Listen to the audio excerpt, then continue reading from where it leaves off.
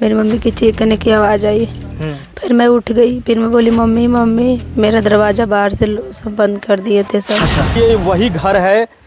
30 मार्च की रात इसी घर में 6 से 8 लोग, जैसे लड़की बता रही है, पीछे के रास्ते से घुसते हैं और घुस के माँ और बेटी को बेरहमी तरीके से मौत के घाट उतार दिया जाता है। फिर मेरी मम्मी को एकदम काट के, मेरी बहन को काट के, मेरी बहन को काट के नीचे फेंक दिए थे सब। मेरी मम्मी को काट के मेरी बहन को जान से मार दिए सब। फिर मेरे पास आए। फिर मैं बोली हाँ कोई बात नहीं, आओ मुझे भी मार दो। मैं 3 महीना पहले मेरी मम्मी को रोड पे ले जाके मारा था, पटरा 3 पटरा मेरी मम्मी के शरीर पे तोड़ दिया था मार मार के। फिर मम्मी पुलिस कंप्लेंट की, बोली मैं इसको बिछिया जेल भेजूंगी। पुलिस वाले मिलके, गांव के प्रधान मिलके केस सुलह करवा दिए। मेरे पापा जब एक्सपायर हो गया तो कुछ दिन के बाद, ऐसे कुछ साल के बाद आया, मेरी मम्मी से रिश्ता बनाया। फिर घर पे आना जाना लगा। उन सबको फांसी हो, उसका घर बुलडोजर बुला के, योगी बाबा अपना बुलडोजर ला के उसका घर ढहा दे। उन सबको फांसी चाहिए बस, और कुछ मुझे नहीं चाहिए। कितने लोग के ऊपर मुकदमा हुआ है? मुकदमा तो 3-4 लोग थे, 8 लोग थे, पर उसमें कितने लोग पे हुआ है, कौन पकड़ा गया है, अभी आपको ये पता नहीं है? नहीं, कोई सुनवाई नहीं हो रहा। मेरा कोई सुनवाई नहीं हो रहा। बस आपके मम्मी और कोटदार के बीच में क्या था? बस कोई मेरी बात योगी के पास नहीं भेज रहा। डर किस चिड़िया का नाम है और डर किस किताब के पन्नों में लिखा है? अगर अपराधियों को पता होता तो अपराध करने से बचते हैं। दोस्तों, अभी हम सीएम योगी के गृह जिला गोरखपुर के चौरा चौरी में हैं और चौरा चौरी में बीती रात दलित और निषाद समाज के बीच में जब लड़ाई होती है तो माँ और बेटी को बेरहमी तरीके से मौत के घाट उतार दिया जाता है। निषाद समाज के जो घर पे अभी हम लोग आए हैं, यहाँ पे आपको बताएंगे उस रात क्या हुई थी, कितने लोग घर में घुसे थे, कौन कौन उस माँ और बेटी को मारे थे, कितने लोग के ऊपर मुकदमा हुआ है और कितने लोग सलाखों के पीछे गए हैं।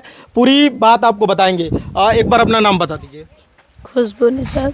खुशबू निषाद, उस रात क्या हुआ था खुशबू?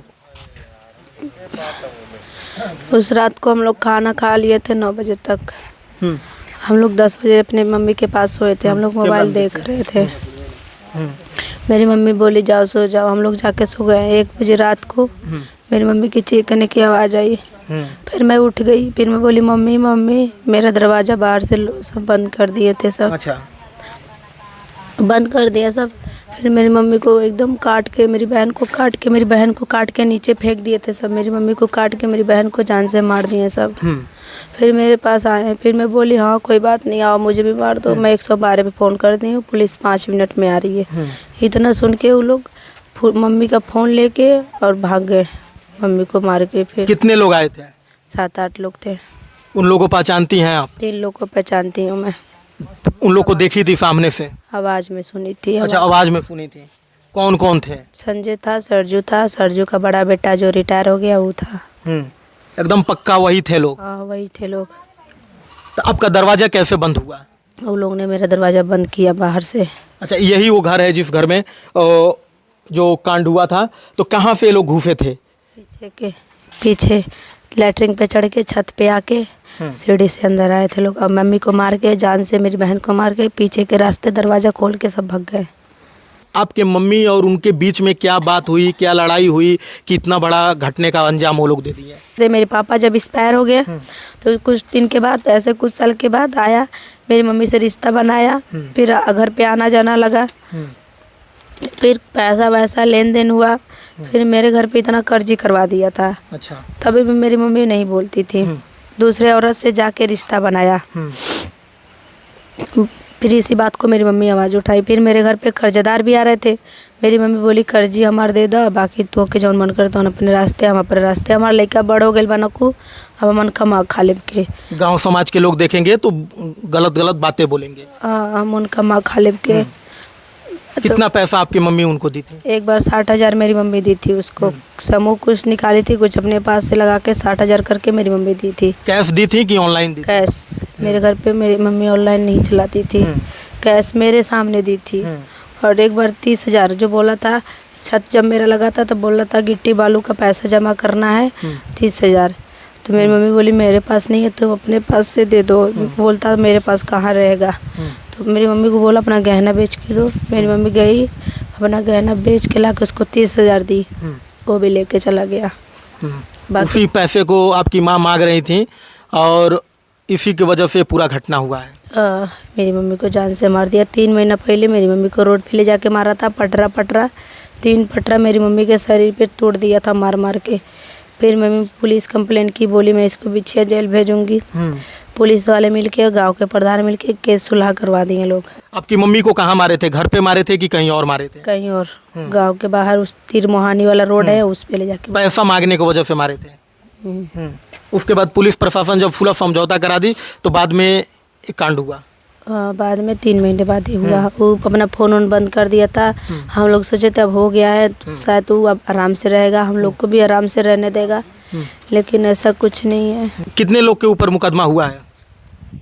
मुकदमा तो 3-4 लोग थे, 8 लोग थे, पर उसमें कितने लोग पे हुआ है, कौन पकड़ा गया है, अभी आपको ये पता नहीं है? नहीं मुझे। एफआईआर जो हुआ था पुलिस आपको बताई कि ये इन लोग का हम लोग नाम डाले हैं, इन लोग को अज्ञात में डाले हैं, ऐसा कुछ पुलिस बताई आप लोग को?